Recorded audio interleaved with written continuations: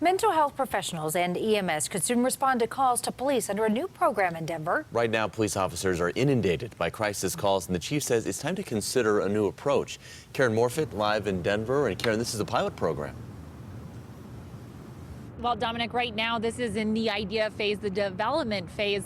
It isn't in place, but it would be modeled after a program in use in Eugene, Oregon, where in certain situations, law enforcement is entirely removed from the response. Denver Police Chief Paul Pazin spoke about how it would work. He says the change would target low-level calls from people in crisis. These would be individuals who do not have weapons and are not a threat to other people in the community. These civilian teams or community-based response teams, the chief says, would ideally include mental health professionals, EMS, and a substance use navigator.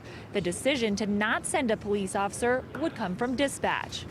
We can design what those thresholds are for traditional police response. If somebody is in crisis and they're armed, if somebody's in crisis and they're causing harm to other people, then we need a police officer to respond to those calls to ensure the safety of the community.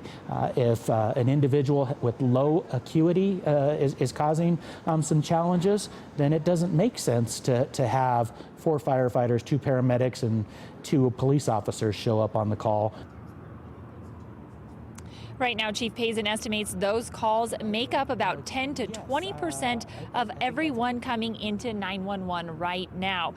There is no time frame right now for when we might see one of these civilian teams responding to a call like this. But the chief says while he recognizes there is a need now, he wants this program to be done right. We'll hear more from him coming up tonight at 10. For now, we're live in Denver. Karen Morfitt covering Colorado First.